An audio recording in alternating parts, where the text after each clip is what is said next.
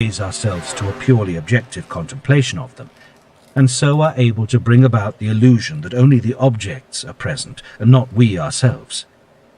Then, as the pure subjective knowledge, freed from the miserable self, we become entirely one with these objects, and for the moment our wants are as foreign to us as they are to them. The world as idea alone remains, and the world as will has disappeared.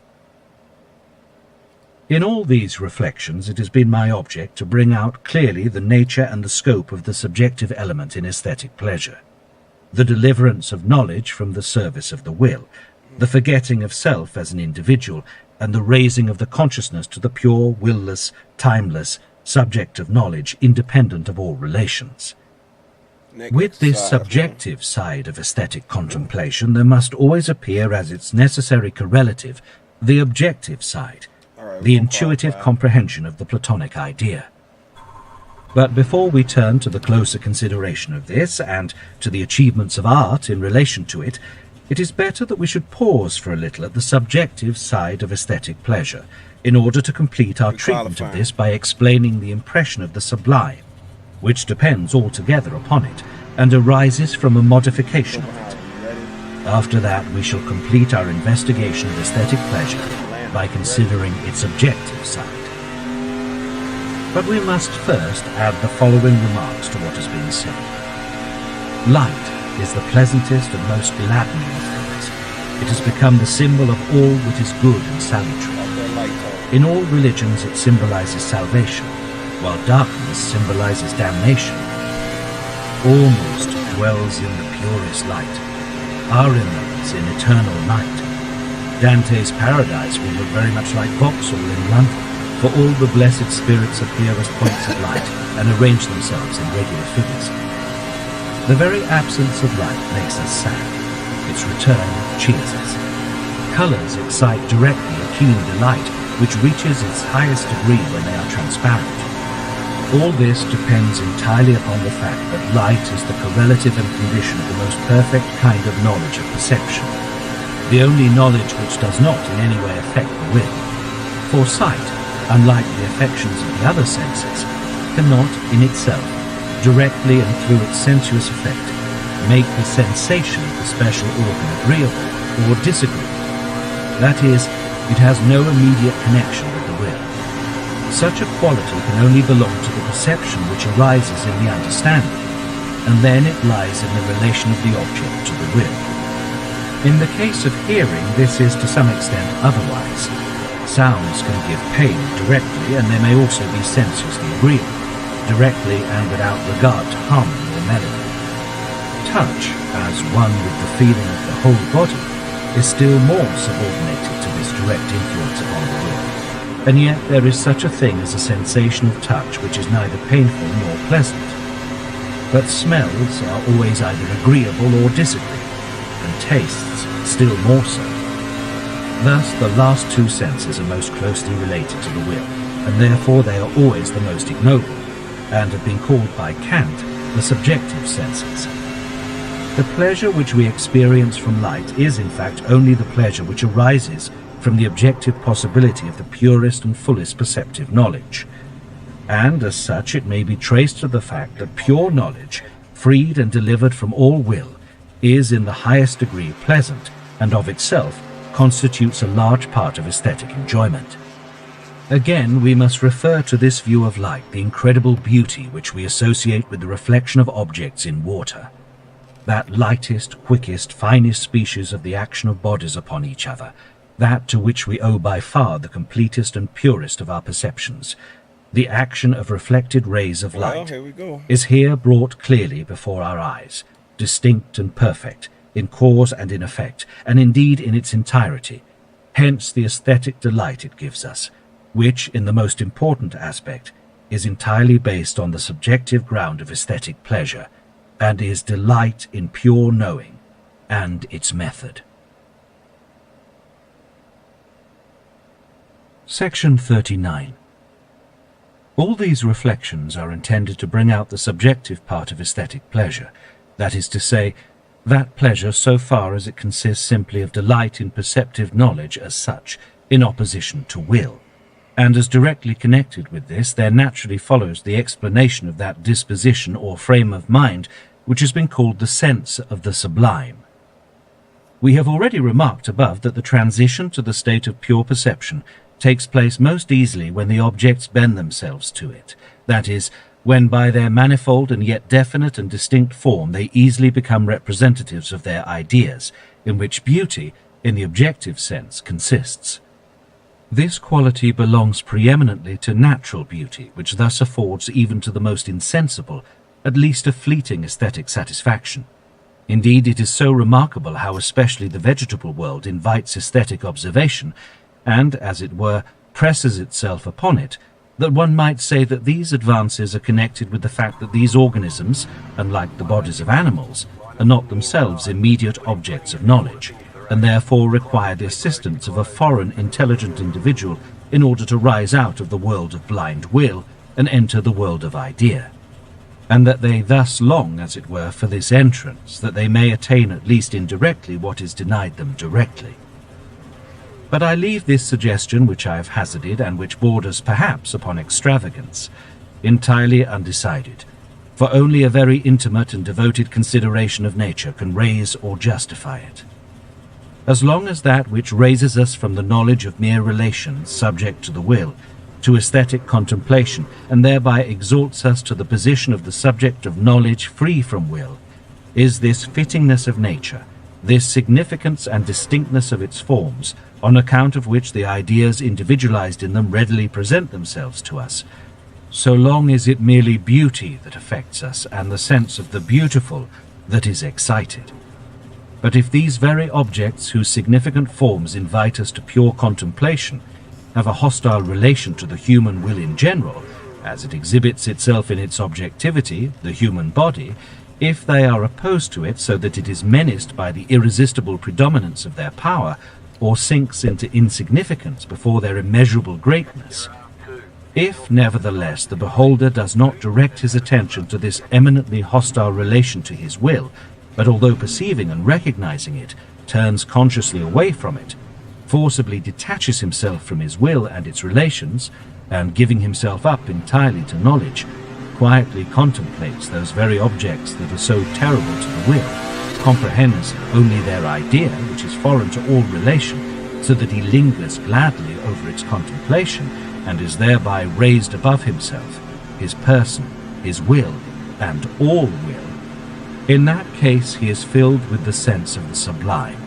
He is in the state of spiritual exaltation, and therefore the object producing such a state is called sublime. Thus, what distinguishes the sense of the sublime from that of the beautiful is this.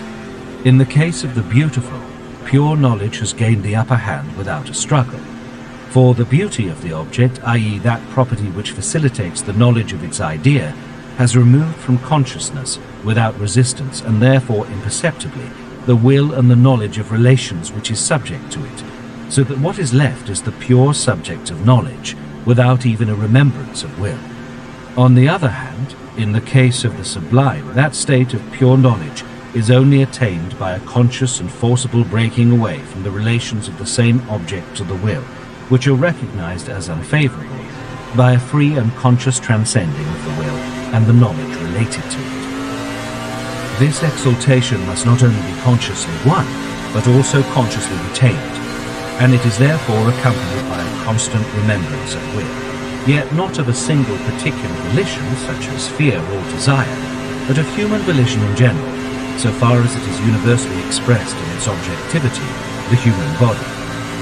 If a single real act of will were to come into consciousness through actual personal pressure and danger from the object, then the individual will, thus actually influenced, would at once gain the upper hand. The peace of contemplation would become impossible. The impression of the sublime would be lost, because it yields to the anxiety in which the effort of the individual to right itself has sunk every other thought. A few examples will help very much to elucidate this theory of the aesthetic sublime and remove all doubt with regard to it. At the same time, they will bring out the different degrees of this sense of the sublime. It is in the main identical with that of the beautiful, the pure, will-less knowing, and the knowledge that necessarily accompanies it of ideas out of all relation determined by the principle of sufficient reason, and it is distinguished from the sense of the beautiful only by the additional quality that it rises above the known hostile relation of the object contemplated to the will in general. Thus there come to be various degrees of the sublime, and transitions from the beautiful to the sublime, according as this additional quality is strong, bold, urgent, near, or weak, distant, and merely indicated. I think it is more in keeping with the plan of my treatise first to give examples of these transitions, and of the weaker degrees of the impression of the sublime, although persons whose aesthetical susceptibility in general is not very great, and whose imagination is not very lively, will only understand the examples given later of the higher and more distinct grades of that impression, and they should therefore confine themselves to these and pass over the examples of the very weak degrees of the sublime that are to be given first. As man is at once impetuous and blind striving of will, whose pole or focus lies in the genital organs, and eternal, free, serene, subject to pure knowing, whose pole is the brain, so corresponding to this antithesis, the sun is both the source of light, the condition of the most perfect kind of knowledge, and therefore of the most delightful of things, and the source of warmth, the first condition of life, i.e. of all phenomena of will in its higher grades. Therefore, what warmth is for the will, light is for knowledge. Light is the largest gem in the crown of beauty, and has the most marked influence on the knowledge of every beautiful object. Its presence is an indispensable condition of beauty. Its favorable disposition increases the beauty of the most beautiful. Architectural beauty, more than any other object, is enhanced by favorable light, though even the most insignificant things become, through its influence, most beautiful. If, in the dead of winter, when all nature is frozen and stiff, we see the rays of the setting sun reflected by masses of stone, illuminating without warming, and thus favorable only to the purest kind of knowledge, not to the will, the contemplation of the beautiful effect of the light upon these masses lifts us, as does all beauty, into a state of pure knowing. But in this case, a certain transcending of the interests of the will is needed to enable us to rise into the state of pure knowing, because there is a faint recollection of the lack of warmth from these rays, that is, an absence of the principle of life. There is a slight challenge to persist in pure knowing and to refrain from all willing, and therefore it is an example of a transition from the sense of the beautiful to that of the sublime. It is the faintest trace of the sublime in the beautiful, and beauty itself is indeed present only in slight degree. The following is almost as weak an example. Let us imagine ourselves transported to a very lonely place, with unbroken horizon, under a cloudless sky, trees and plants in a perfectly motionless air, no animals, no men, no running water, the deepest silence. Such surroundings are, as it were, a call to seriousness and contemplation, apart from all will and its cravings. But this is just what imparts to such a scene of desolate stillness a touch of the sublime. For because it affords no object, either favourable or unfavourable, for the will which is constantly in need of striving and attaining, there only remains the state of pure contemplation, and whoever is incapable of this is ignominiously abandoned to the vacancy of unoccupied will and the misery of youth. So far it is a test of our intellectual worth, of which, generally speaking, the degree of our power of enduring solitude, or our love of it, is a good criterion. The scene we have sketched affords us, then, an example of the sublime in a low degree, for in it, with the state of pure knowing in its peace and all-sufficiency, there is mingled, by way of contrast, the recollection of the dependence and poverty of the will, which stands in need of constant action. This is the species of the sublime from which the sight of the boundless prairies of the interior of North America is celebrated. But let us suppose such a scene, stripped also of vegetation, and showing only naked rocks. Then, from the entire absence of that organic life which is necessary for existence, the will at once becomes uneasy. The desert assumes a terrible aspect. Our mood becomes more tragic. The elevation to the sphere of pure knowing takes place with a more decided tearing of ourselves away from the interests of the will. And because we persist in continuing in the state of pure knowing, the sense of the sublime distinctly appears. The following situation may occasion this feeling in a still higher degree. Nature convulsed by a storm. The sky darkened by black threatening thunderclouds. Stupendous, naked, overhanging cliffs, completely shutting out the view. Rushing, foaming torrents. Absolute desert. The wail of the wind sweeping through the clefts of the rocks. Our dependence, our strife with hostile nature, our will broken in the conflict, now appears visibly before our eyes.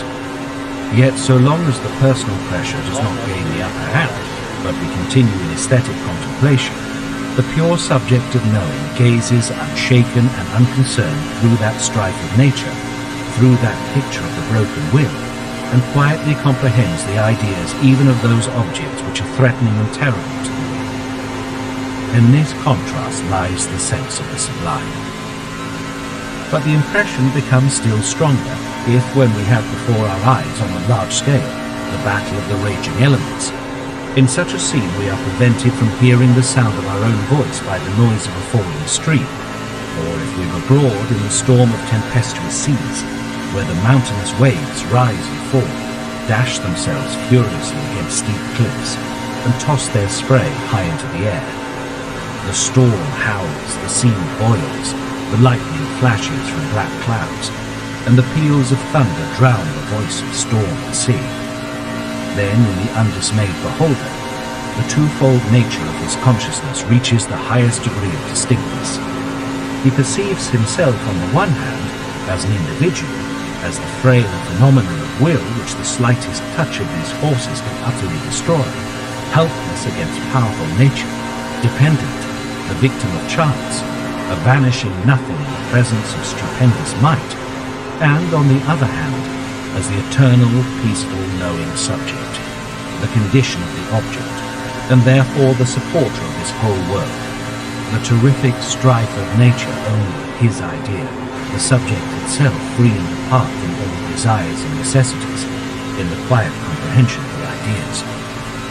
This is the complete impression of the sublime. Here he obtains a glimpse of a power beyond all comparison, superior to the individual, threatening with annihilation. The impression of the sublime may be produced in quite another way, by presenting a mere immensity in space and time. Its immeasurable greatness dwindles the individual to nothing.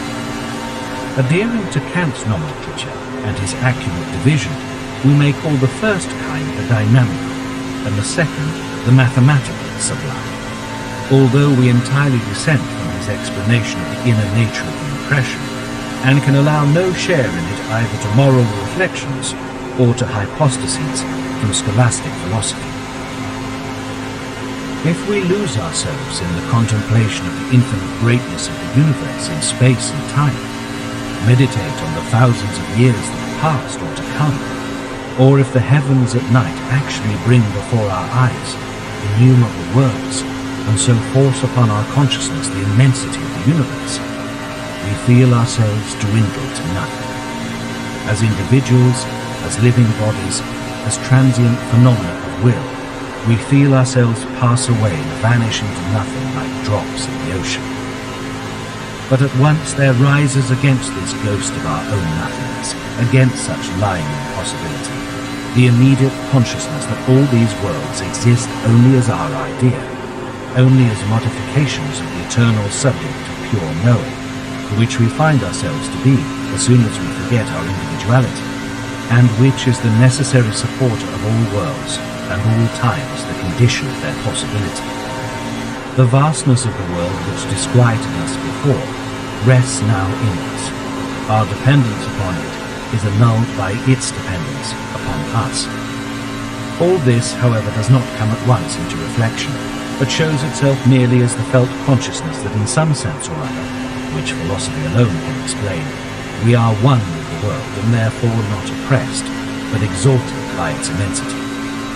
It is the felt consciousness of this that the Upanishads of the Vedas repeatedly express in such a multitude of different ways, very admirably in the saying already quoted, "I am all creation collectively, and besides me there exists no other being." It is the transcending of our own individuality, the sense of the sublime. We receive this impression of the mathematical sublime quite directly by means of a space which is small indeed as compared with the world, but which has become directly perceptible to us and affects us with its whole extent in all its three dimensions, so as to make our own bodies seem almost infinitely small. An empty space can never be thus perceived, and therefore never an open space, but only space that is directly perceptible in all its dimensions by means of the limits which enclose it. Thus, for example, a very high, vast dome, like that of St. Peter's at Rome or St. Paul's in London. The sense of the sublime here arises through the consciousness of the vanishing nothingness of our own body, in the presence of a vastness which, from another point of view, itself exists only in our idea, and of which we are as knowing a subject, the supporter. Thus, here as everywhere, it arises from the contrast between the insignificance and dependence of ourselves as individuals, as phenomena of will, and the consciousness of ourselves as pure subject of knowing. Even the vault of the starry heaven produces this if it is contemplated without reflection, but just in the same way as the vault of stone, and only by its apparent, not its real extent. Some objects of our perception excite in us the feeling of the sublime, because not only on account of their spatial vastness, but also of their great age, that is, their temporal duration, we feel ourselves dwarfed to insignificance in their presence, and yet revel in the pleasure of contemplating. Of this kind are very high mountains, the Egyptian pyramids, and colossal ruins of great antiquity. Our explanation of the sublime applies also to the ethical, to what is called the sublime character. Such a character arises from this, that the will is not excited by objects which are well calculated to excite it, but that knowledge retains the upper hand in their presence. A man of sublime character will accordingly consider men in a purely objective way, and not with reference to the relations which they might have to his will. He will, for example, observe their faults, even their hatred and injustice to himself, without being himself excited to hatred. He will behold their happiness without envy. He will recognize their good qualities without desiring any closer relations with them. He will perceive the beauty of women, but he will not desire them. His personal happiness or unhappiness will not greatly affect him. He will rather be as Hamlet describes Horatio. For thou hast been as one in suffering all, that suffers nothing, a man that fortune's buffets and rewards hast tamed with equal thanks, etc. For in the course of his own life and its misfortunes, he will consider less his individual lot than that of humanity in general, and will therefore conduct himself in its regard, rather as knowing than as suffering. Section 40. Opposites throw light upon each other, and therefore the remark may be in place here that the proper opposite of the sublime is something that would not at the first glance be recognized as such, charming or attractive. By this, however, I understand that which excites the will by presenting to it directly its fulfillment, its satisfaction. We saw that the feeling of the sublime arises from the fact that something entirely unfavorable to the will becomes the object of pure contemplation, so that such contemplation can only be maintained by persistently turning away from the will and transcending its interests. This constitutes the sublimity of the character. The charming or attractive, on the contrary, draws the beholder away from the pure contemplation which is demanded by all apprehension of the beautiful, because it necessarily excites this will by objects which directly appeal to it. And thus he no longer remains pure subject of knowing, but becomes the needy and dependent subject of will. That every beautiful thing which is bright or cheering should be called charming is the result of a too general concept which arises from a want of accurate discrimination, and which I must entirely set aside and indeed condemn. But in the sense of the word which has been given and explained, I find only two species of the charming or attractive in the province of art, and both of them are unworthy of it. The one species, a very low one, is found in Dutch paintings of still life, when they err by representing articles of food which by their deceptive likeness necessarily excite the appetite for the things they represent. And this is just an excitement of the will, which puts an end to all aesthetic contemplation of the object. Painted fruit is yet admissible, because we may regard it as the further development of the flower, and as a beautiful product of nature in form and colour, without being obliged to think of it as eatable. But unfortunately we often find represented with deceptive naturalness prepared and served dishes, oysters, herrings, crabs, bread and butter, beer, wine, and so forth, which is altogether to be condemned. In historical painting and in sculpture, the charming consists in naked figures whose position, drapery, and general treatment are calculated to excite the passions of the beholder, and thus pure aesthetical contemplation is at once annihilated, and the aim of art is defeated. This mistake corresponds exactly to that which we have just censured in the Dutch paintings. The ancients are almost always free from this fault in their representations of beauty and complete nakedness of form, because the artist himself created them in a purely objective spirit, filled with ideal beauty, not in the spirit of subjective and base sensuality. The charming is thus everywhere to be avoided in art. There is also a negative species of the charming or exciting, which is even more reprehensible than the positive form which has been discussed. This is the disgusting or the loathsome. It arouses the will of the beholder, just as what is properly speaking charming, and therefore disturbs pure aesthetic contemplation. But it is an active aversion and opposition which is excited by it. It arouses the will by presenting to it objects which it abhors. Therefore, it has always been recognized that it is altogether inadmissible in art, where even what is ugly, when it is not disgusting, is allowable in its proper place, as we shall see later. Section 41. The course of the discussion has made it necessary to insert at this point the treatment of the sublime, though we have only half done with the beautiful, as we have considered its subjective side only.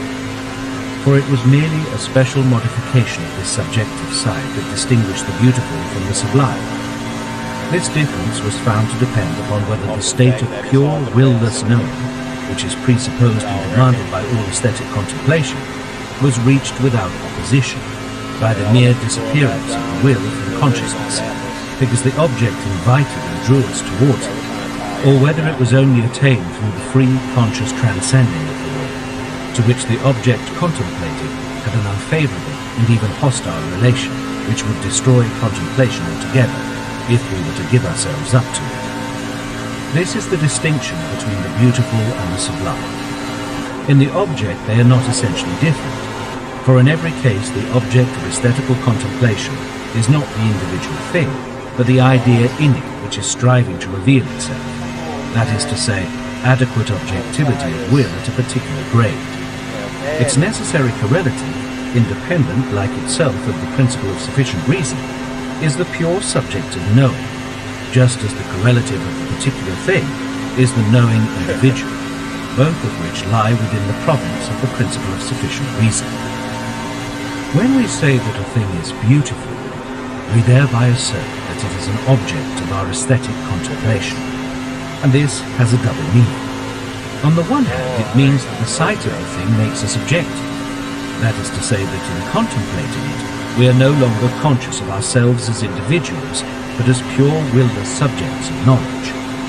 And on the other hand, it means that we recognize in the object not the particular thing, but an idea.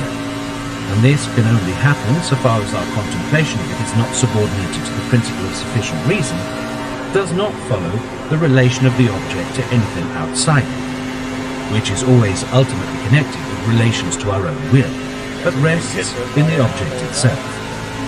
For the idea and the pure subject of knowledge always appear at once in consciousness as necessary correlatives, and on their appearance all distinction of time vanishes, for they are both entirely foreign to the principle of sufficient reason in all its forms, and lie outside the relations which are imposed by it. They may be compared to the rainbow and the sun, which have no part in the constant movement and succession of the falling drops.